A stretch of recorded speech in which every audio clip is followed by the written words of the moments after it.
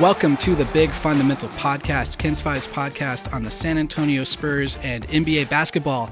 I'm Jackson Floyd, and joining me again this week, we've got Evan Closky. What up? And Tom Petrini. What'll it do, baby? Guys, there's a lot to talk about in the Spurs world. You know, they just wrapped up a road trip. They went 4-1 on that road trip. That's the best road trip they've had outside of the rodeo road trip since 2012. And of course, if you include the rodeo road trip, it's the best stretch of basketball the Spurs have played on the road since 2017.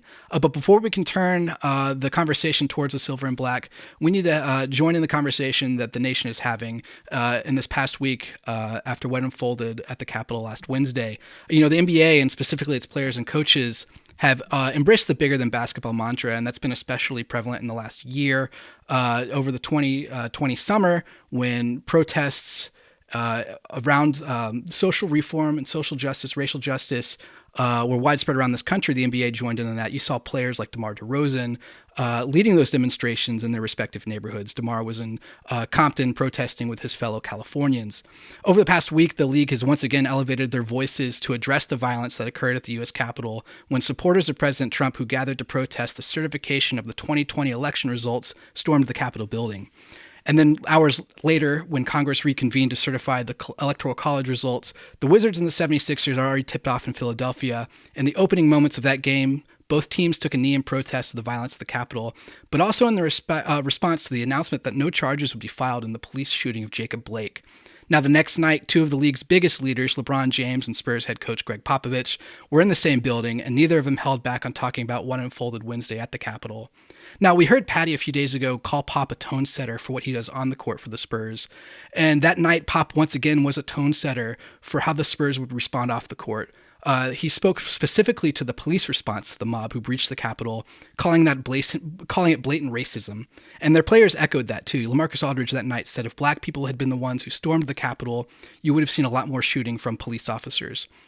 DeMar DeRozan called for unity in the wake of the attack, and that's something that Pop echoed last night, suggesting that impeaching President Trump in the wake of the riots would be a step in that direction. Now, guys, what are your thoughts on how the Spurs have responded to what unfolded in the last week and the league as well? So I think that one of the things that jumped out to me from the first thing that Pop said when asked about this immediately afterward was, you know, in addition to pointing out the different responses that law enforcement had to the people who stormed the Capitol versus Black Lives Matter protesters and other demonstrators over the summer.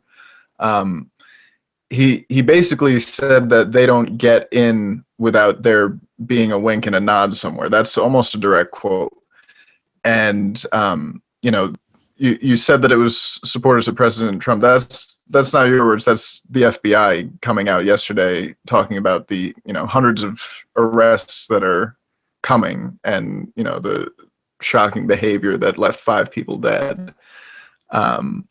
But there are also Capitol Hill police officers now suspended under investigation for their actions during the riot. It was you always expect Pop to talk about these things, right? I asked him about impeachment last night, and he started by saying, well, you know, I'm not a congressman. I don't know what you expect me to say. And then going on to say, you know, very interesting political thoughts as expected for the next several minutes. So, you know, Pop is always going to talk about these issues. And he said he learned from his black players who are out there changing the world. And, you know, I think that's one of the biggest reasons for the tremendous respect for Coach Popovich, both in San Antonio and around the league, is the way that he genuinely cares about issues that are important to black people and all sorts of different marginalized groups. He makes an effort to understand it and to educate not just his team, but people outside the team. And he is, you know, really dedicated to those causes. And last night, talking about Representative Liz Cheney, a Republican, coming out and saying she would support impeachment, he said, yeah, that impeachment wouldn't be a divisive thing. It would be a unifying thing where people came together to reject what we saw at the Capitol. Yeah, and we saw everything happen in the bubble, and the NBA is going to be something of a North Star for a lot of people. They feel that it's important to speak up on these issues. And speaking of a North Star, I mean, that's Greg Popovich. Pop always reminds us when he talks about these issues that he is just a basketball coach. You know, he is a civilian speaking, but for a lot, especially in the league, whether that's players, coaches, front office members, his words matter to some. Now that's not to say to some others they don't matter, or you disagree, or you're vehemently against it. That's that's all fair. Popovich doesn't have any power in Congress, and he'll be the first one to tell you. But he's asked his thoughts on these issues because of just how highly regarded and from everybody in the league and from most of us who watch the game of basketball. In the world of sports, politics and this sort of stuff and social justice, that is becoming a fixture of, coming together. Long ago are the days where you can separate the two. If you want to watch your sports, you have to also understand that players, coaches are going to speak about certain issues, and it's going to get divisive, at least from a personal standpoint, for some of maybe their favorite player or their favorite coach having different views than what someone else holds. What it comes down to, though, right, is, if you can't support these guys in their fight to be respected as people, right? Mm-hmm. Their fight to get equal protection under the law in practice. Yeah. Then watching them when they play becomes a little bit empty. Supporting them when they play, if you don't support them when they fight for justice, is, it requires some self-examination, I would say. More so, it requires a little bit of empathy as well. And that's not to invalidate one's opinion. We can have empathy and disagree, and that's not just an NBA thing. That's a large scale problem in our country right now from whatever politics you have.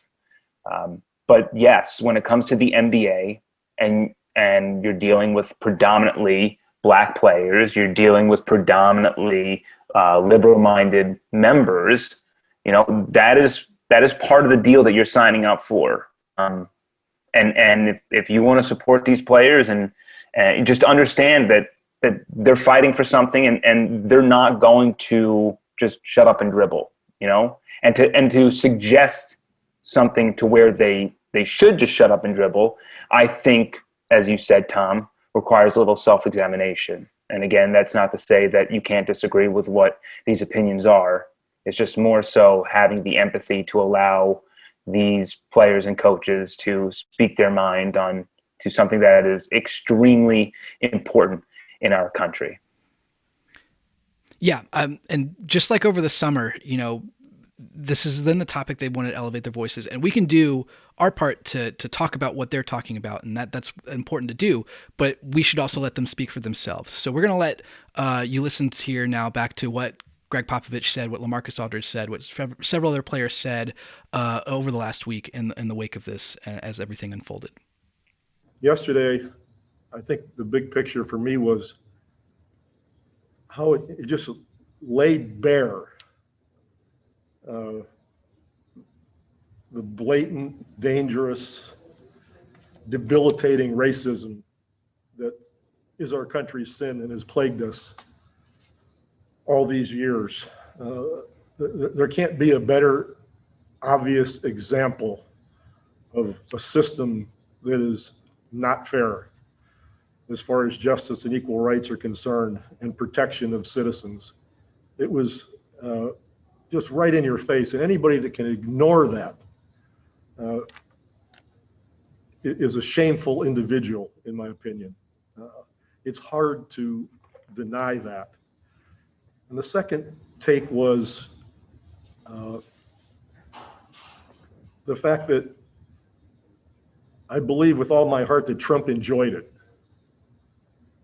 And they talked about the police and how easy it was and the barriers were pulled and they just walked right in. That doesn't happen unless there's a wink and a nod somewhere. That just doesn't happen. It's never happened at any protest anybody's ever been to. This was a wink and a nod. Somebody had to realize that this was allowed, that this was, and that's where the lack of preparation comes too. There wasn't any preparation. He didn't want any preparation. He's incapable. He's incompetent. While that was going on, 4,000 of our other citizens died due to the pandemic yesterday. We still have the cyber attack that was way worse than Pearl Harbor that hasn't been talked about by him. He doesn't care. He loved those people hitting the Capitol because that's what he cares about. There's nothing, he's incapable of caring.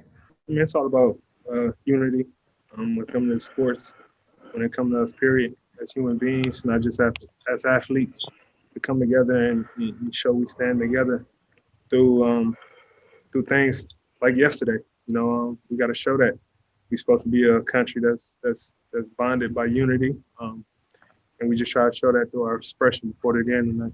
If yesterday wasn't as evident what we've been going through for years, I don't know how else to put it. You know, yesterday was a perfect description of what it's like to be black and brown in this country. You know, and yesterday showed it. It's tough, you know. I think for the people who don't understand or don't see the difference that, you know, black people and white people are being treated, you know, for as being arrested or treated by cops, I think that should have been a huge eye opener. You know, if that was a group of black people going into that building, there would have been more gunfire, probably more people dead. But, you know, you see videos of the cops taking selfies, and it's just, it's sad, you know, that we haven't come anywhere, that we haven't, you know, realized, you know, how bad this is. And I think that yesterday definitely was a big eye opener for everyone, hopefully, to see that we're not making this up, you know, and you hear about people saying, you know, they're tired of hearing about Black Lives Matter. And, you know, well, if you're tired of, you know, hearing about it, then, you know, change what's going on. But it was just crazy to see that many people storming the Capitol, and people have guns drawn but don't do anything. But you have a black person getting out of a car or leaving a store or doing many other things that aren't as threatening as that, and then they get shot, they get killed in many different ways. But you have that yesterday, which no one came in early, no one reacted fast. It was very slow, very gentle. And I feel like if you flip that and make that all black people, that story is totally different. It's more tragic. It's more of what we've seen, you know, before this. So, you know, hopefully it's a lot of people that's upset about this because it's not okay. And that is kind of what we've been going through, you know, our whole lives of, you know, we fear the cops, but then you had those guys yesterday who was taking selfies with the cops, pointing guns back at the cops. It's just a different feeling growing up in this country. And I feel like we have to work at this to change it. And I feel like the people who don't understand how bad yesterday was, just in general, they're a part of the problem for sure. All these people, you know, Holly's a joke. This entitled, elite, educated person is really smart, just like Ted Cruz is smart. But they throw fuel onto Trump's fire. They are worse than Trump because they're not sick. They're not deeply flawed. Mr. Trump is not a well man. These people are sane, but their self-interest, their greed, their lust for power outweighs their love of country or their sense of duty to the Constitution or to public service. And one would have thought with those incidents yesterday, they might do a mea culpa like Senator Loeffler, even though it was hilarious also. But they doubled down and still went and did it. As if we're all stupid. You know, sometimes smart people think everybody else is stupid. And they don't think that we can see that they did this for their own personal reasons so they can keep the base. But it's going to backfire on them. Now, moving on to something that even Coach Pop would tell you is much more frivolous. The Spurs did just wrap up a road trip going 4-1, including 2 big wins in the Staples Center over the Los Angeles Lakers and the Los Angeles Clippers. Evan, I believe last time we talked, you thought those would be the most surprising wins of the road trip. You know, the other ones were easy. What does it mean to get those 2 big wins? I guess you'd call those like trademark wins on the season, right? Yeah, man. If you would have said before the season that they were going to go into the Staples Center and win both of those games, I would have laughed in your face. Now, 100% honest. Now they played the Clippers without Paul George. That's whatever. I'll still say this, that when you look at the numbers, I mean, the Spurs, I think this season have played 3 just absolutely phenomenal games, especially offensively. The first one being Memphis, second one being at Los Angeles Lakers, third one being at Los Angeles Clippers. I flipped them. Clippers came first, but regardless, just really when you talk about the potential of this team and what they can do and maybe getting their best shot, they did it back-to-back games in like a playoff setting, staying in LA. That dangerous team. Now, I don't know if you had a playoff series that they'd be able to sustain that sort of play for 7 games.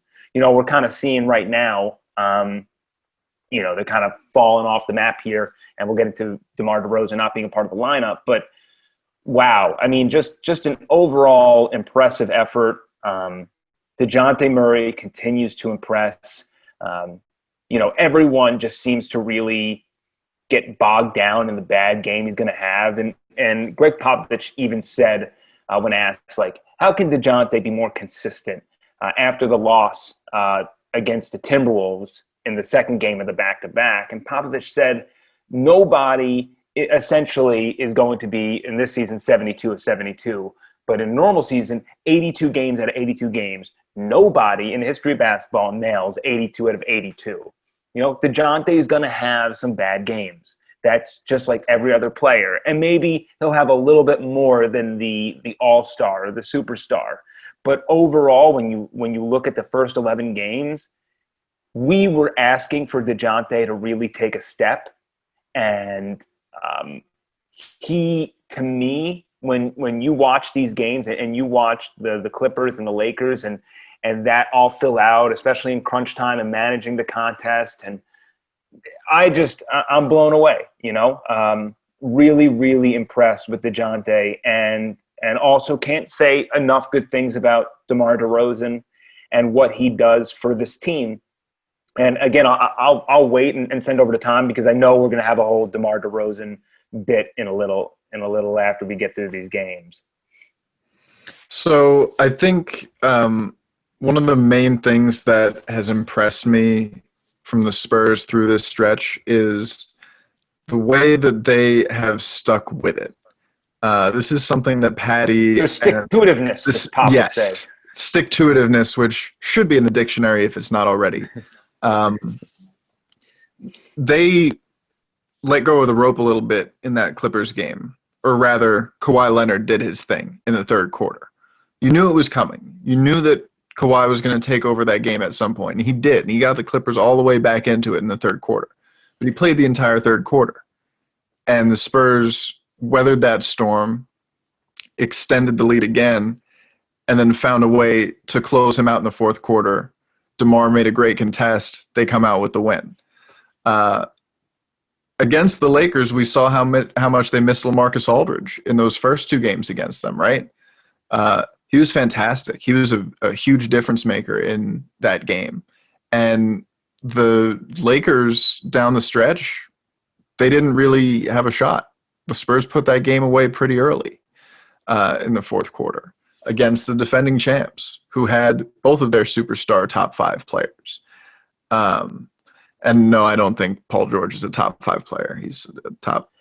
And I want to just quickly interject because I forgot to say this, Tom. But I'll say this: the 3 games against the Lakers, the Spurs did not put up one dud. I mean, that first game, great. I thought defensively, offensively. I mean, like if the Lakers didn't shoot the lights out of the gym in the AT&T Center, they could have won 2 of 3 from the Lakers. Here's the thing that Pop has been saying to us in every post game. The consistency in terms of making shots, missing shots, that's the game of basketball, right? You can execute an offensive possession well, get a great shot, have it go in and out. You can have a possession that breaks down entirely and Rudy Gay dribbles into a weird contested mid-range shot that goes in. And, how do you evaluate those possessions, right? If you're doing it results-based, that's not looking deep enough.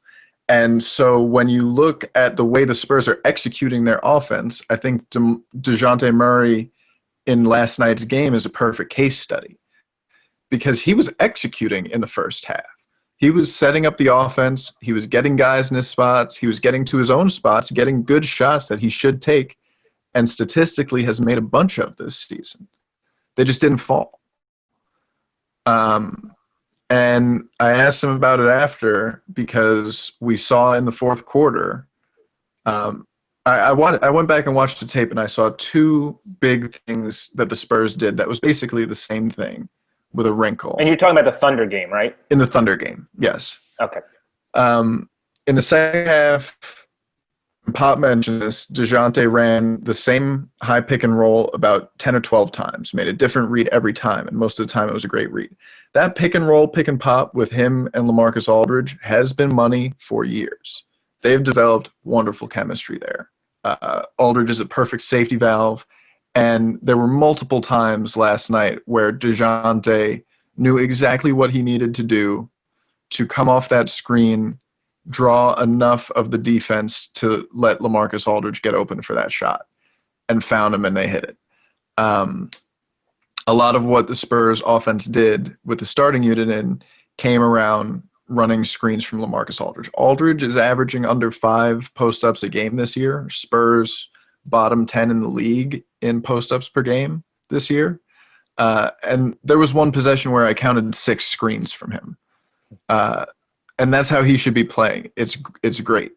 But DeJounte was fantastic down the stretch in that game. And Patty Mills running the double drag screen and roll with there was one possession where he did it with Jakob, who rolled to the basket, and Rudy Gay, who popped.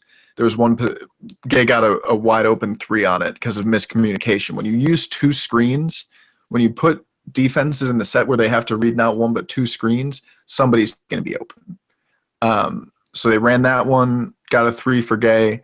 They ran it again, and Keldon caught open at the arc and then drove through traffic, which he did so well. Keldon was fantastic in that game. Lonnie, super aggressive, 24 points, team high again. He's the 7th Spur to lead this team in scoring. So, that's 11 games. It's in 11 games, right. And that's one of my favorite things about this team. Somebody asked me last night, who's the next guy after DeMar DeRozan? And even with DeMar in the lineup, the best thing about this team to me is there isn't one guy who I think every night is going to be the top scorer. It can be anybody. It's whoever the hot hand is. And this team is getting so much better at identifying who has that matchup, who has that hot hand, getting him the ball. Spurs definitely moving in the right direction. Yeah, and Tom, I want to piggyback off of that. You want to talk about usage? DeMar DeRozan, 26.5%. DeJounte Murray, 25.3%. LaMarcus Aldridge, 23.2%. Rudy Gay, 21%. Then you have Lonnie Walker and Keldon Johnson, both around 18%. I forgot to mention Patty Mills, which is also 21%. Like everyone, look at that. What did I name? 7 guys, right? 7 guys. The highest being DeMar at 26.5%, and the lowest being Keldon at 18%. That's pretty darn good. Yeah, it's fun going through and talking about these games with you guys because, we're talking about the wins and the not just the wins, but what drives them to the wins. And, we've got the Patty game, which he hits a career high 8 3-pointers. We've got the DeMar game when he scores 38. LaMarcus game, he comes back and leads them to the win over the Lakers. Lonnie Walker has risen up in the last 2 games. It's been these guys who aren't afraid to take on the mantle of being the guy that night. And that's why this team is going to be successful in the long run. Going back to the DeJounte Murray conversation, I think what he's done this season has warranted a place in the conversation as one of the most improved players in the league, a contender for the most improved player award.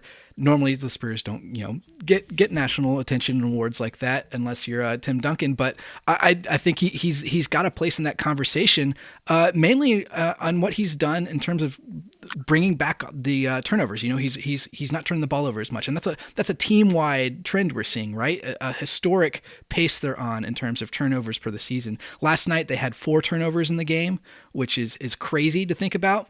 And I think they're averaging 10 a game. Is that the number right now? Which Under would be 10. 5. Which would be the best any team's ever finished a season at if the season were to end today. I think right now their assist-to-turnover ratio is the best the league has seen in 75 years, if I'm reading that right. Tom, what is cutting down the turnovers? What does that mean for this team, and is that sustainable numbers? Yeah, I mean, a lot of these games that the Spurs have kept close, they've taken the variance into account where shots are not going to fall sometimes, right? And they run their sets, they get their shots, but more than anything, they take care of the ball. They value every possession. They know that if they can not just take care of the ball on their own end, run the sets they want, get the shots they want, but if they can then disrupt the opponent and get out in transition, they're incredibly dangerous. And you look at what they did to the Thunder, right? Forced 13 turnovers, 26 points off those turnovers. That's an efficiency of a 2-point basket off of every single turnover they made. Pretty darn good. The Thunder got 2 total points off of those 4 Spurs turnovers. And that's where the Spurs won the game. They won the game by taking care of the ball and by getting out in transition. They did not shoot well. Thunder didn't shoot particularly well either. But the Spurs won this game because they valued every possession. And, DeJounte didn't have a single turnover until the final moments when he got a little tragic with it between 3 guys in the backcourt. And the Thunder then missed an open 3 that would have tied it. Or not tied it. It would have brought it within 3, and I'm sure the slander would have been tremendous. But the Spurs have won games this year because of that focus on keeping care of the ball. One of the craziest stats I saw, the ones you mentioned, Jackson, were crazy. I saw those from I think Noah Majaro George on Twitter, but the one I saw in the broadcast the other night was in wins, the Spurs' assist-to-turnover ratio is crazy. Even in losses, their assist-to-turnover ratio, which is lower, would still be the highest in the league. So even at their worst, turning the ball over, they're still better than every other team in the league, which is just remarkable. Yeah, and I also want to say this. The last 2 games, I'm talking about the Timberwolves, the second game of the back-to-back, and then the Thunder, a little tough to evaluate. Mostly so let me backtrack here. The second game of the back-to-back, the Timberwolves and the Spurs really played just a tough game in that first matchup. Minnesota got Karl Anthony Towns back, which gave them a huge boost. They were absolutely atrocious without him. He comes back into the lineup, and they looked like an energized bunch.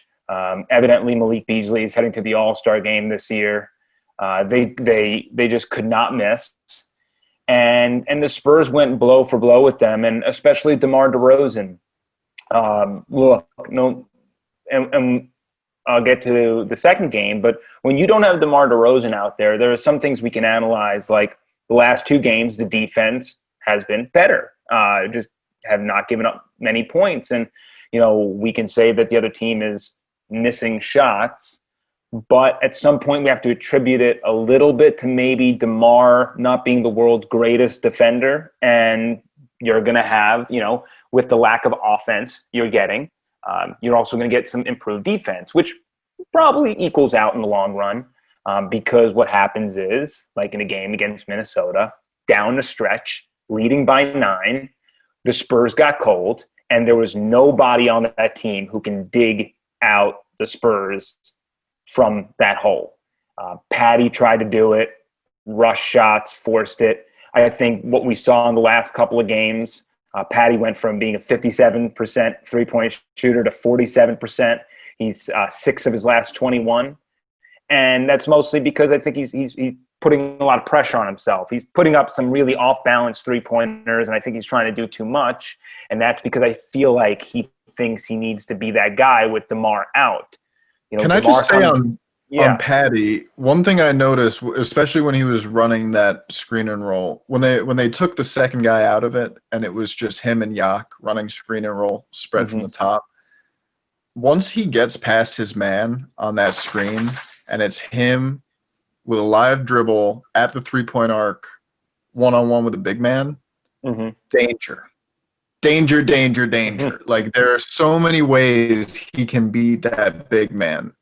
And I think you're right that he's been he came into the season saying, like, I'm coming for that buck. All the smoke. Like I'm ready for it. And he's played like that with or without DeMar. When he's point guarded that bench unit pretty well in the absence of Derek White. He's been needed there. But I think you're right that he has been sort of forced to take some of these shots, some of the scoring load. He didn't break down the Minnesota zone as well as DeRozan did, for fairly obvious reasons, because DeMar's one of the great scorers in the league still, even though he is, according to ESPN, the 82nd best player, which DeJounte had a good laugh at after that 38-point game, and Pop said that he got them the win in that game. So and when LaMarcus Aldridge is the 95th best player on that list as well. So and to be fair, LaMarcus is playing like that from an offensive standpoint. Even though the Spurs are so much better of a team with LaMarcus in the lineup, like they need him. 6 and 2. Spacing. 6 and 2. He's shooting like the 95th best. That's what I'm saying. He's executing like one of the best pick and pop big men in the league. Correct. Yeah, and that's what I'm saying is not like LaMarcus is going to get better. That's the thing is like he is not this bad of a shooter. And if he is, then his career is 1 or 2 years away from being over. Like, I mean, he's just not going to survive if this is how he's going to shoot. I tend to believe, I think he's playing a new role and he's still trying to figure it out a little bit. But again, I mean, we'll reassess LaMarcus if after 20 games, it's still like his 3-point percentage is at 30% and he's still not finishing around the rim like he should be. But, even beyond that, I think, losing DeMar, I think in the OKC game, there are stretches where it gets a little, oh my God, who's going to score? Like, you don't have that dude. And that's what DeMar is when things aren't going well offensively, he gets you buckets. Getting you buckets regains momentum. Regaining momentum allows other people to feel confident in their shot again instead of pressing. And that's something that we saw a little bit at the end of the Minnesota game where the Spurs just completely flatlined. And then also in the OKC game to begin the first quarter and the third quarter. But to their credit, the offense as a whole really functioned well in the OKC game. The points per possession were fairly similar to what I think their average is on the season. And a lot of people did step up, and Lonnie Walker has been able to showcase that he can do that. And Tom, you asked him, I believe, about Lonnie Walker staying aggressive, and he said, there are like, quote, 9 coaches on this team, and we're all telling him to be aggressive, stay aggressive, and hopefully this sticks. So it's not even a thing where Lonnie's being told, hey, you're the 5th option, just kind of lay back in the weeds. They want him to utilize his athleticism. They want him to do what he's doing. He's a tremendous 3-point shooter. They just need Lonnie to get into drive mode, and eventually we still need to see him finish better at the rim. A lot of these players outside of DeJounte, who's making a step there, he's having a career best near the rim. A lot, even Keldon gets to the rim great. He's one of the best in the league to do that. He's still not finishing well, comparatively speaking. So, a lot of these players need to finish a job at the rim. I think that is something that will regress to the mean in a positive direction as the season goes forward. So that's something to look forward to as well. Even with the area, the room for improvement there, and I agree, all of those guys can, even DeJounte on some nights, everybody misses a bunny here and there. But, looking at the numbers, the player tracking from NBA.com, Spurs are top 3 in the league in terms of drives per game at 56. Scoring 31 points per game on those drives, which leads the league. So, they are attacking the rim really well and getting 3-point shots out of it. And, their 3-point attempts per game is 24th, though. I think we'll see some evening out as the Spurs get a little bit more confident in their shots. Because they're I'm sure they're watching the tape and stopping it and saying, when you caught it here pretty open, you should have shot it. When you caught it here, you should have shot it. The same way I hope they stop the tape with Jakob Poeltl and say, there's nobody here. There's nobody there. Just dunk it. Like He knows he's 7'1", right? As I could on that. And the same way that all 9 coaches are reminding Lonnie that he's that dude, all 9 coaches need to remind Jakob Poeltl that he's 7'1", and that's a good thing. I've said it before, but like the way he carries himself on the court sometimes, it's like he looks like that lanky kid in school who's banged his head on too many door frames and just like kind of walks hunched over and is like, ooh, like makes himself smaller than he is. Be big, dude. You're big. Yeah. And I want to say this about Jakob is, his stats are never impressive, but you look at the lineups. When Jakob Poeltl's in the game, the Spurs are a better team. They are. He is a great fit for this team defensively and what they kind of need out of a big man. He could be doing more. He should be finishing and dunking and all that stuff. I think that's the frustrating part is like he has that ability, right? Like to be like he's already good at what he does quietly. He could be so much better at what he does loudly. Like I don't need him shoot threes. Just dunk, just block shots, just play your role as aggressively as you can. I think that's if every Spur on this team thinks like that, they'll be incredibly dangerous. But, Yak through the first 11 games to me has been the soft point. Yeah, the Spurs coaching staff, all 9 of them have their hands full convincing that he is the dude. A guy in the Spurs who needs no convincing he is the dude is DeMar DeRozan. We haven't talked about him a lot on the pod because it's kind of been a given. He's going to be the guy, driving this team as the leader, as the forefront, and we've talked about him in that. A lot of the conversation has leaned towards the younger guys, Keldon Johnson, DeJounte Murray, but we would be remiss if we didn't give DeMar his due because he is having he has set himself up for a career year right now. He's 21 points a game, 7 assists, almost 6 rebounds. Most importantly, and as far as the Spurs are concerned, he's shooting 2.5 3-pointers a game at a 39% clip. Evan, what have you seen from DeMar in transforming his game that has impressed you most? The key about DeMar, and I think we mentioned this a little bit, but he has decreased his amount of shots from his career high, and he is being more effective in what he's doing. I don't think it's any coincidence. I also don't want to put too much weight in it, but I don't think it's any coincidence that the Spurs have been bad shooting the three-pointer the last couple of games without DeMar DeRozan. It cannot be underestimated with what DeMar does to open up great shots for his teammates. DeMar was never the facilitator in Toronto that he is in San Antonio. And the minute that DeMar arrived in San Antonio, Greg Popovich talked about how he was so surprised at how well DeMar dishes the ball. And year after year that he's been here, we have seen him become more of, the initiator in the offense.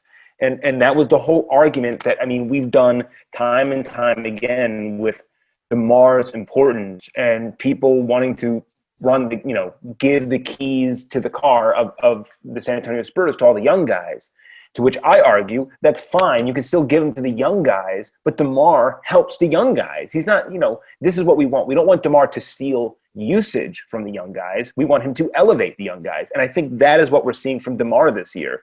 His defense is still questionable. It always is going to be questionable. And it hurts. We talked about in the bubble, you were able to kind of mask it a little bit more because you were running these smaller lineups. LaMarcus is now running in the starting unit with DeMar. So LaMarcus isn't as good as he could be defensively. DeMar isn't as good as he could be defensively. That puts a lot of pressure on Lonnie Walker and DeJounte Murray. Keldon's still figuring it out, even though I like so much of what Keldon's doing, but he's drawing some ridiculously hard matchups, and he's not really getting much help elsewhere from that. So, when you look at Lonnie's numbers defensively and Keldon, like these guys in the starting lineup, they're not great.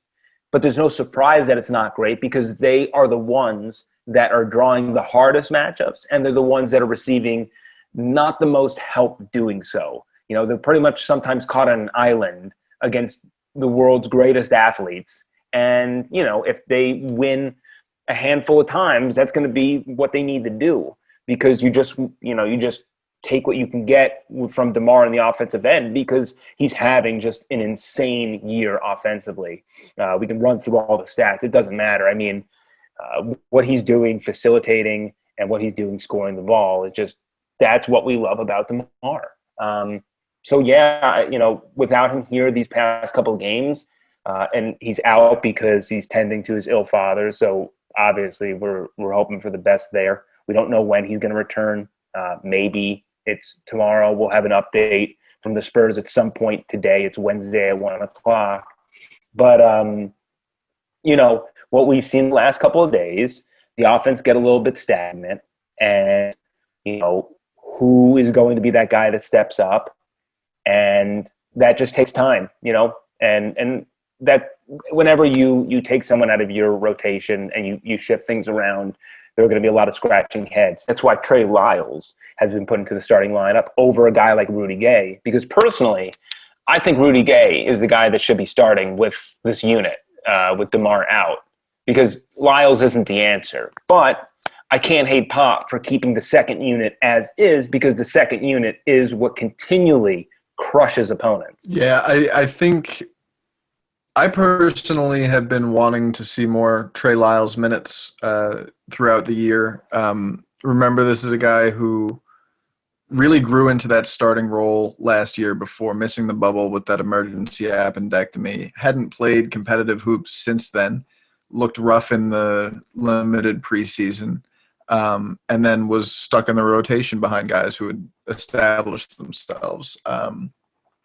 He rebounds well. He has the length and size and foot speed to defend multiple positions.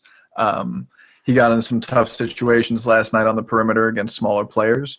But, he's a stretch four who adds a lot of versatility. And, if you add a guy like Rudy Gay to the starting lineup, there's no way Lonnie Walker is leading the team in scoring in those two games. I'm just saying. That's fair. A guy like Lyles, adding him to that group, not only does it keep the second unit intact, but it gives those Spurs guards, that young backcourt and Keldon Johnson, another pick and pop big floor spacer who doesn't need to touch the ball except to catch it and give a dribble handoff. Mm-hmm. But in terms of DeMar DeRozan, I think you hit the nail on the head with him creating 3-point shots, because he's so excellent at collapsing the defense. He's a ridiculous interior scorer, always has been. I've been flat out impressed with his execution and his shooting percentage from three. He isn't forcing anything. He's taking shots that are in the flow, but they're also not all wide open. You know, he's taking some of these off the catch with the guy closing out, but he knows that the guy's not going to get there and shoots with that same confidence that he has from, 18 feet and in. And when he's playing like that, and when, he's talked about taking what the defense gives him, right? That's what he's trying to do. He's not trying to force anything. And for a long time, the defense gave him threes, and he didn't take them here in San Antonio for the most part. Now he's taking those threes that the defense is giving him, and the Spurs look like a team on a different level because he's found a different level to his game, literally. And that has added so much to what the Spurs do. Evan, you talked about, not the argument between who you give the keys to, right? Mm-hmm. I think about it like this. Long trip, right? Whole family's in the car. You let the kids drive. You give them time to learn and, get instruction and be there and do the thing. Because one day that, they'll be doing the whole trip. But then, it's nighttime, you're getting close to your destination, everybody's tired. Who's driving? It's dad. It's DeMar DeRozan, DeMar is taking everybody home. And that's the way that the Spurs have been pretty effective in closing out a lot of these games, is running through DeMar DeRozan. And one day, it's going to be DeJounte taking everybody home, or Lonnie, or Keldon. And they're going to have games where they do that this year. But DeMar getting to that extra level this year has made him just that much more effective as the bus driver. And let me also say this: 63 assists, 12 turnovers, insane. Just so stupid. But for a even guy beyond who attacks the way he does and gets hacked with no call as much as he does, it is absurd. I mean, the guy is absolutely absurd. Just like 99th and 100th percentile. Like, so on, he's assisting 30% of the Spurs made shots, which is also insane. But I think my biggest complaint with the DeMar DeRozan debate with fans sometimes is that they say it's DeMar or the young guys. We need the young guys. Like, it could be both. And that's what we're seeing this year. And I understand it because in the past, I think DeMar probably leaned a little heavily on him taking over everything. But I think from the bubble into what we're seeing, he allows, as you mentioned, and I love the analogy, is early in the game, he's feeling it out, and he's getting everybody the ball, and when it comes down to crunch time, he takes over. And I don't think anybody's complaining about that. He's freaking nuts in the fourth quarter. He always comes through. I should say almost always comes through when you need a bucket. And it's like you can't teach that. You can't just you can't teach. I thought DeJounte did a great job against Oklahoma City down the stretch, really going bucket for bucket, making some mid-range jumpers. But what DeMar does night in, night out, come to stretch. And by the way, the Spurs always played close games pretty much. Their point differential between offense and defense is pretty much the same. They're putting up as many points as they're giving up. They're right there in the middle of the league. So they're going to play a ton of close games, and he's an X factor in that. He just is. So yeah, we're going to get further down the line. We're still way too early in the season to tangle in this what to do with DeMar debate. The way he's playing right now, he's going to draw interest from some teams. And I don't think that DeMar has anything. There's always been the rumors that he's shot down, that DeMar doesn't like his time in San Antonio. I think that's been overblown. Obviously, I do think he doesn't want to live in San Antonio. He's a California guy. There's nothing wrong with saying that. It's no shade to San Antonio either. I'm sure he just wants to be closer to home. But, I think that there's going to be an interesting debate with A, how much do you pay DeMar?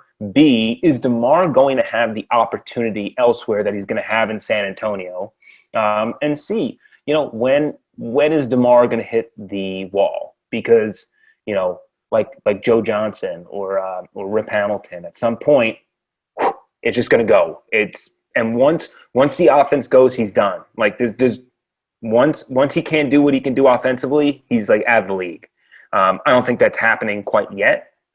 He hasn't shown any signs of that. He's still like 31. But yeah, I mean, it's a very, very complicated debate, and it's going to be very tough to know what to do if we hit the trade deadline and the Spurs don't feel like they can bring him back. If you can get assets for him, is that the move? Even though he's, maybe going to help you make the playoffs this year, there's a lot of questions that we'll attack towards game 45, I'm sure. I don't think it's too early to have this conversation. Max DeMar, you do not trade him. He makes every single person on this Spurs team better. You want these young guys to evolve. He's the guy helping these guys evolve. You talk about the mentorship he brought in the bubble. You talk about the growth that these guys have taken. Lonnie Walker has taken as an executor, as an aggressor, but also just on the 3-point. He's the guy facilitating those shots and giving those shots. You take the chance that maybe DeMar realizes that Pop has unlocked something, He had reached a new level playing under Popovich, and maybe Popovich says he sticks around for a couple more years. DeMar agrees to a 2-year max deal. He can go to the Clippers or the Lakers next year, in 2 years, once that deal ends, and finish out his career in California. You dropped my favorite number surrounding DeMar. He is 31 years old. He is still in his prime of basketball. He's got 3 more years left. Players have been stretching their primes too. You look around the league, there have been drop-offs in guys like Joe Johnson and Rip Hamilton. That was a decade ago, right? These guys are going to be able to play a little longer. I don't think DeMar is going to be a guy like Vince Carter, who's in the league when he's 43, but he's got a couple more years here. Max him. If you don't, you're going to really regret seeing him play as the third guy on the Lakers next year. So maxing is a lot. I think he'll be worth a lot of that. I don't know if he'll be worth all of that, but my thinking going into this season regarding DeMar has changed, because DeMar has changed for the better, right? Mm-hmm. The prevailing thought for me for most of DeMar's career here in San Antonio has been he's a great player, he's a great scorer, interior scorer, and he's growing as a facilitator, but still the fact that he can't or won't step out to the 3-point arc, space the floor for these other guys, and knock down those shots is a fatal flaw in a guy that's going to be the guy. I don't know if you can max a player in the NBA who doesn't shoot threes. Hi, Rudy Gobert. I just don't know if you can do it in today's NBA. But it's not just the threes that DeMar has been shooting that have me excited for potential long-term, or at least longer than this season term play in San Antonio. He likes playing with these young guys. And especially this year with all of the defense and long arms around him, he can just be part of that group defensively. If he's the weakest link defensively, Evan, this is something you said a lot last year. If he's the weakest link defensively, he looks a lot better defensively, and the team looks a lot better defensively. We saw it a bunch of times in that Thunder game without DeRozan, right? When you have guys like DeJounte, Lonnie, Keldon, Devin Vassell, Jakob Poeltl on the floor, it's all long arms, it's all grit, and all like impossible for people to complete passes and run the sets that they want to run. So especially if you can hide DeRozan against, the worst guy 1 through 3, I'm not as worried about his defense. So the way that he has grown as, the all-around leader for this team, and the team around him compensates for his flaws on the defensive end, I am far less opposed to keeping DeMar DeRozan past the end of the year. I would lean toward it at this point, because I agree that he has been, in addition to a fantastic bucket getter and facilitator, just a leader on this team. He's grown into that, and I think he likes it here. I don't know. I like to think he likes it here, and he likes playing with these guys. And in a lot of respects, it would be hard not to. There seems to be a lot of genuine camaraderie here, and that makes this one of the more fun Spurs teams to cover. They genuinely love playing with each other and for each other. And Pop talked about growing that love on a road trip where you're not allowed to do anything, and it's hard, but they're doing it. And I think it's because they came into the season and they loved each other, and it's, I don't know what where you find the advanced metrics on that.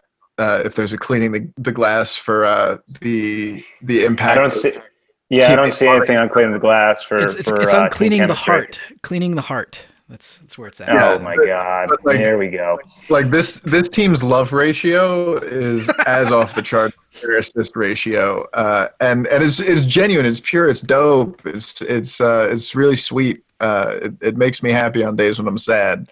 These guys, they all play for each other, and we talked about the usage rate, right? I think all 7 of those players are averaging 12 points or more. They're sharing the ball. They're really playing, I think, the most selfless Spurs basketball that we've seen since Pop dismantled the beautiful game to let Kawhi run the show. And that alone should get Spurs fans excited, even if they came out of this first 11 games 3-8 and they executed the same way. I would be looking up, because they were only favored in 3 of these games, and they're 6-5 now, so they've overperformed. And the rest of their schedule that we know of is pretty easy. So yeah, it's when the second part of the schedule comes out, it's going to get a little rough. But this is where they got to make their money. Yeah, they absolutely need to do it here. And I said before the season, I think this team is closer to a guaranteed playoff spot in the West than they are to the lottery. Everything that I've seen through these first 11 games has confirmed that. Yeah, they're 6-5 through the 11 there, and right in the hunt of the playoffs. You talk about their upcoming schedule. Thursday, they take on the Rockets, and then Saturday they're against the Rockets once again. Then they start the next week off with an MLK Day game against the Portland Trail Blazers, and then the Golden State Warriors in San Francisco. They're in San Francisco now. Yeah, duh. Yeah, they moved from Oakland to San Fran. Yeah, San Francisco. So that's a stretch of winnable games in which they could make a jump here. We talked about consistency last time, putting together a run. They still have a chance to do that. And they're going against the Houston Rockets next, which Tom... Houston, we have a problem. All right, do you want to address what's going on right now in H-Town? The James Harden situation has reached critical mass. It is disintegrating upon re-entry into the atmosphere. Whatever metaphor you want to use, things are not good for the Houston Rockets right now. They are record-wise one of the worst teams in the West at 3-6, coming off losses to the Lakers in back-to-back games where they got outscored by almost 20 points in both of them. James Harden is in the middle of one of the worst stretches of his career, scoring the ball so bad you almost have to think it's intentional. And his comments after the game last night seemed to reinforce that, as he basically said, we're not good enough, chemistry, talent, everything. I've given everything I have to this city, and I don't think we can fix this. 11 games in, with John Wall looking healthy for the first time in 2 years, just no buy-in from a guy who's supposedly a top 5 player in the league. And what do you do from here as the Rockets? Because this guy is a locker room cancer at this point. John Wall really frustrated after the game.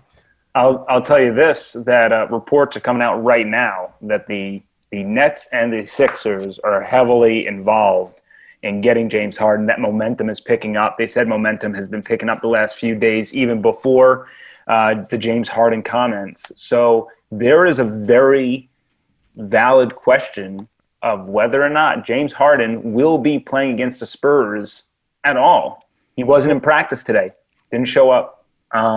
So I don't know what is going on there, but it's very possible the Spurs are going to play the Rockets back-to-back games, and James Harden will not be on the court. Doesn't matter, because Christian Wood's going to score 50 points with 25 rebounds, since that's what he does against the Spurs. If you're the Rockets, you don't let Harden play in these games, right? Like, yeah, I mean, at this point, you got to protect him. Right. You put him in bubble wrap and keep him and his nonsense away from the team until you can trade him. And no love lost between Spurs and Rockets. It's always a physical matchup. It's not something that you would want to be risking a valuable and uncooperative trade asset during. Especially if he very clearly doesn't want to be there. It's probably best for Houston to play with the guys that actually want to be there. And that might actually make them better if they just have a focused and pissed off John Wall, running the show. That might be a more dangerous team than one with a completely ineffective and flow disrupting Harden, who's I'll say this, basically sabotaging things now. Yeah. I don't even know about sabotaging, but he's definitely disengaged to the point where I just think he's cool passing the ball. Like his assist numbers are fantastic. And I just think that he's like, screw it.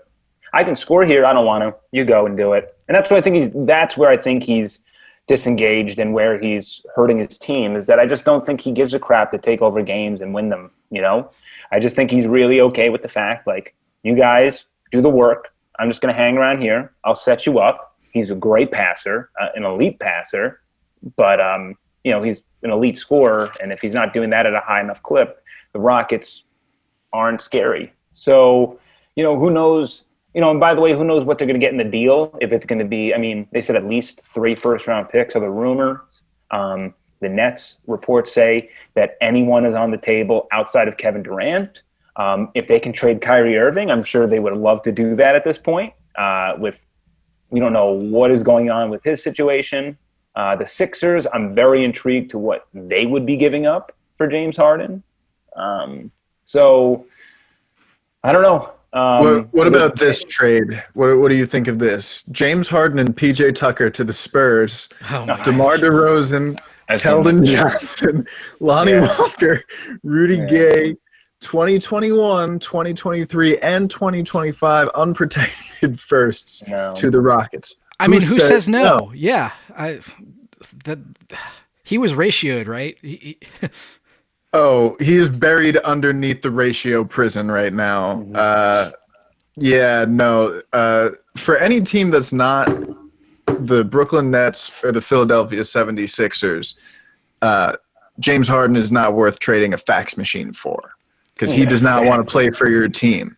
The funniest part of that whole thing was the guy was like, Spurs Twitter's mad at me.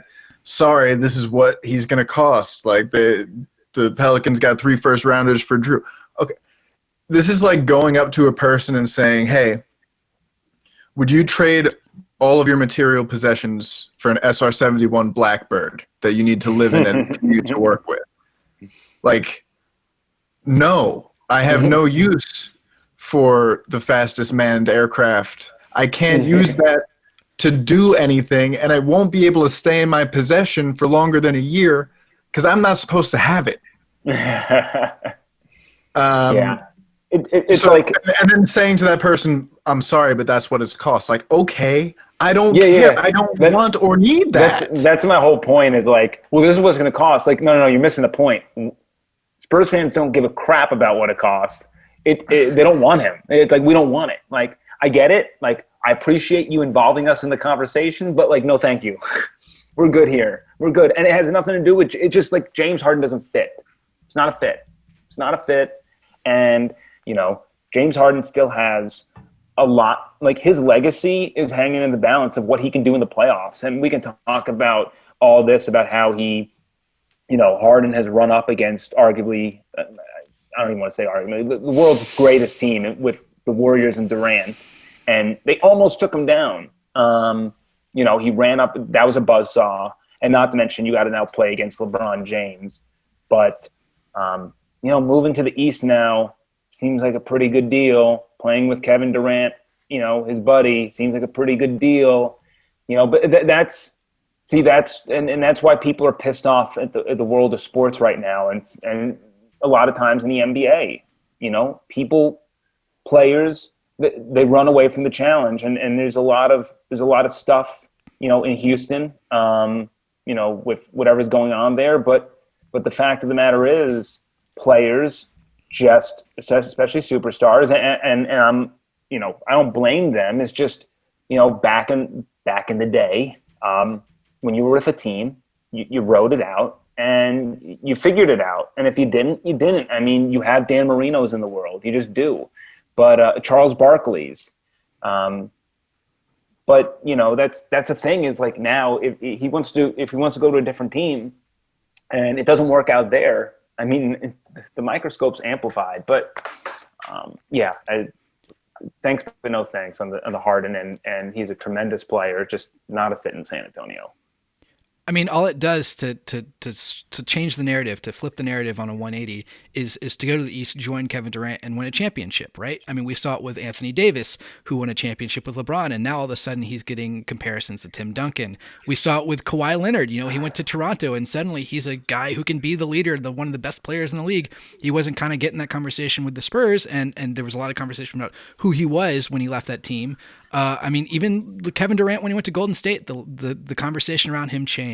LeBron going to Miami. So, I mean, I see why players would want to do this, you know, why it's worth kind of tanking your reputation in a place. Jimmy Butler comes to mind as well as a guy who changed the conversation around him in the span of a season by just having a championship run. They didn't win, but they made it to the finals, and that was enough for him.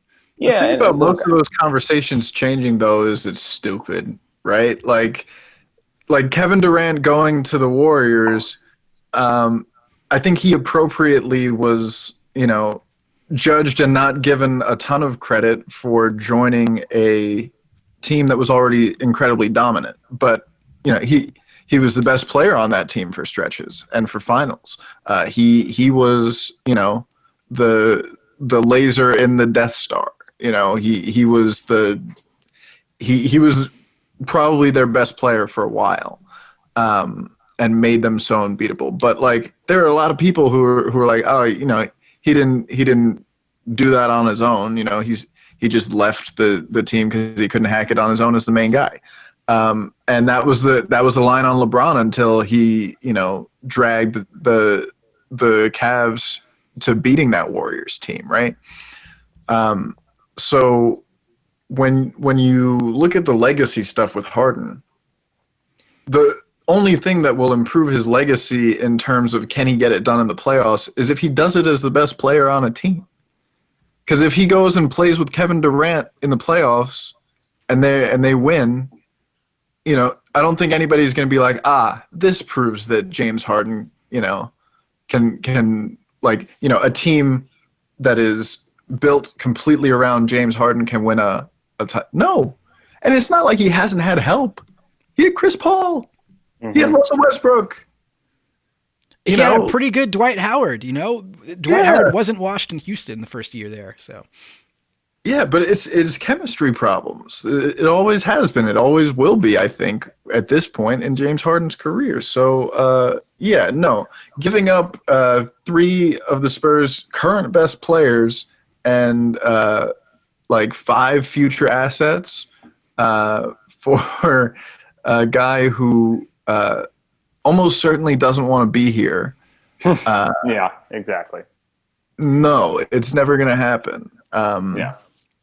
So, yeah, that was silly. I got a good hearty chuckle out of that one. Poor fella. But, speak. I don't know. It's a 2-step process that I usually go through before I open my mouth. I don't know. I think that the thing with Harden, though, anytime Houston is in disarray, I'm laughing. I'm having a good time. And, especially when the Spurs are getting a 2-game home set against them. So there's a very good chance, I would say, that the Spurs are 8-5 after those 2 games, and just, continuing to build the momentum. Yeah, and I would also say this, that I would imagine that the Nets are going to have the best chance to land Harden. And, my hot take is the Nets are going to – the Rockets are going to be pretty good when they get whatever they get from the Nets. I'm assuming that it's not going to be Kyrie on the table. I don't see why Houston would trade for a disgruntled player who isn't where nobody knows where he's located right now. So, Rockets are probably going to get, Karis LeVert, maybe Jared Allen. The Nets have tons of on their team. They're like a deep squad, and they're willing to blow that up to go for the home run ball, which is what we've seen, the past few years. The NBA has sort of gotten away from that, from the big 3 and moved to the big 2. So I'm very interested to see what happens when, assuming Harden goes to the Nets, and you have Harden, Durant, Kyrie, and just losing all that depth, and Dinwiddie's still out. So it's going to be interesting. That's a ridiculous trio, but beyond that, and then the Sixers, what are the Sixers going to give up? Is Simmons actually on the table? And the Sixers, who have been, the best team in the East 10, 11 games into the season, are they really going to try to blow it up now when they've got a decent chance at running to the finals? There's a lot of questions around it, and a lot of dominoes that will fall. The league is waiting, and the fans are waiting with bated breath to see what happens there. But there's other things that's going on in the league right now. The league has an issue that they're addressing when it comes to coronavirus around the league. The NBA Board of Governors met yesterday, released new guidelines to that, and that's based on 23 days into the season, having 7 games already postponed due to COVID-19 outbreaks on teams and players entering health and safety COVID protocols. What do you guys think about the league, how they've addressed everything so far? Tom, I know you've been brushing up on the guidelines here that they've updated yesterday. Yeah, it's per Adrian Wojnarowski from ESPN. A lot of this stuff seems pretty common sense, limiting hugs and stuff between opposing players during the game. Yeah, probably not the best idea in the middle of a pandemic, but basically telling the players and coaches and everybody that if you're on the road, you're staying in the hotel or at shoot-around or at the game. If you are at home, you're at home, or, out for an emergency or something. Basically trying to impose bubble conditions outside of a bubble. And they need to do something because, as you said, 3 weeks in, 7 games canceled, a number of positive tests and a lot of contact tracing. And it's because the league worked so hard to create a almost hermetically sealed actual bubble. They were an example for the world. They were like, you can do it like this, and if nothing gets in, nothing can spread.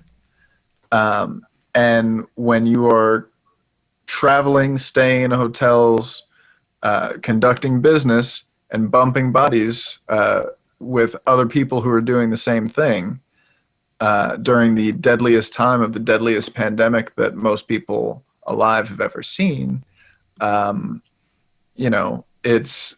going to have cases and problems. And then you're also going to have games like that Sixers game where Danny Green had to run point guard because they had 8 guys.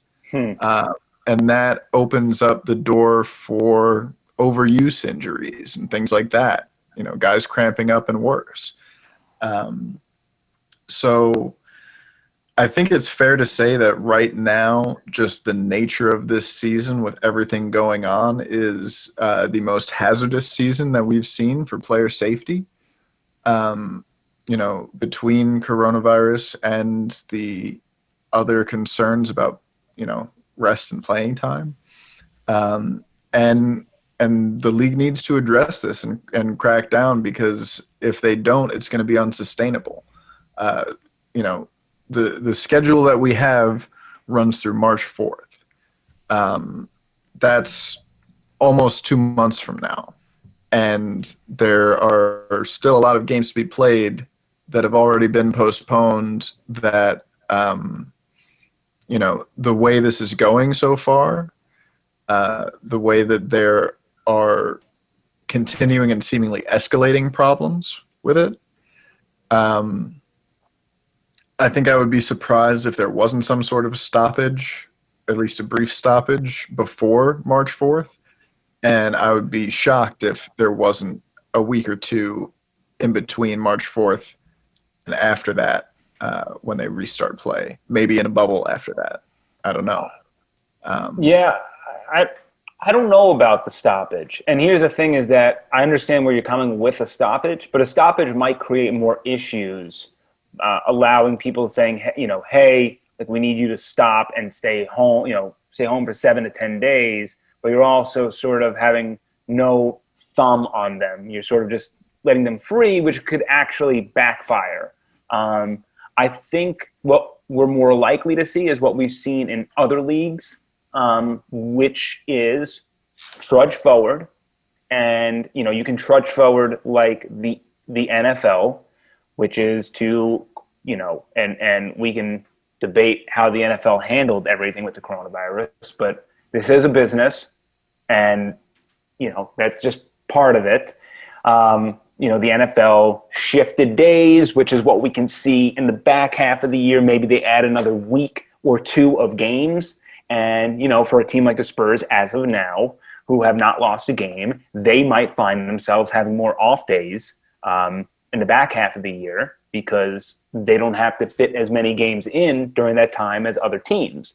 So I think that's, the smart thing that the NBA did versus what other leagues have done is they created a first half schedule and a second half schedule, and they haven't released a second half schedule for this reason, because now they'll be able to make up those games and intertwine them into a logical sort of sense of geography and travel schedule. So you think that they'll keep going after March 4th, or no stoppage before? I think they'll keep going after March 4th. Maybe they have like an all-star week where, maybe they give them a week off, because normally they get 4 to 5 days off. So I don't see any harm in saying, hey, let's recalibrate, take a week off. But there can also be a week off for the league, and then the teams that need to make up games, make them up in that time. And, like a lot of these teams are off right now. You took off, you're not playing. So for you to play during this stretch, like it just is what it is. Like, the Steelers or the Titans, like they played for how many weeks in a row into the playoffs and just kept on going. It's not fair for everybody. I don't think the league gives a crap about making this fair for everybody. It's just, how do we get through the season to make our money to get through it? That's the ultimate goal. sadly, is and not to poo-poo that the league doesn't care about health and safety, but they significantly care about finishing the season. And I just think that's the reality of the situation, right or wrong. So I think that's what we're going to see. And even look at the MLB. The other option is to do things by winning percentage. Hey, we're not going to make up all of these games. We're just going to have to do this by winning percentage. And the Spurs might play 72, and the Rockets might play 66, and whoever has the best winning percentage has the best winning percentage. And that just might be the way that it goes, and they get through the season that way as well. If we're still in the thick of this by playoff time, which looks a little bit more likely than I would have said if you would have asked me this question when the vaccines were getting rolled out, because we were led to believe that maybe around June, July, life would be sort of heading towards normalcy because a lot of people would have the vaccine. The rollout has been objectively horrific and slow.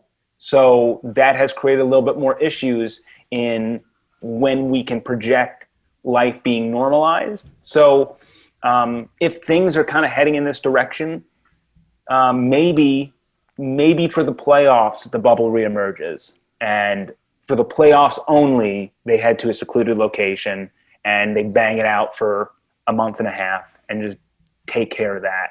And to be honest, for these players at this point, now that's why it's nice to be in the bubble for a month and a half. I think they can do that, and they'd be receptive to that. It's a little bit difficult when you take them away from their families for an entire season. I think that's unrealistic. But I'm sure that in some regard, they would prefer to be in the bubble where they can walk around and kind of live amongst a group of people who aren't infected, and they know that, versus being cooped up in a hotel room. They're living like reality TV stars right now. It's you go to shoot around, you come back to your hotel room, you stay there, we let you out when it's game time. It's not a fun way to live. Yeah. You're right, Evan. I don't think a full season bubble would have been sustainable or feasible by any chance, just because you can't keep players cooped up for 7 months away from their families, away from just that living their lives, and there's not a lot of life living outside of the bubble anyways. We're all kind of taking precautions here, staying home and being safe. And I think players are stepping, right now are in that kind of same rhythm as well. I think, there's 7 weeks until March 4th. The league gave themselves 10 weeks to kind of see how this played out. And 3 weeks in, they're making a pivot. I doubt this is the last pivot they make before March 4th, that we might see some more stricter guidelines based on how things are playing out. It's all about how players are going to respond to it. And last night we heard from George Hill after the Spurs Thunder game kind of respond to the new rules.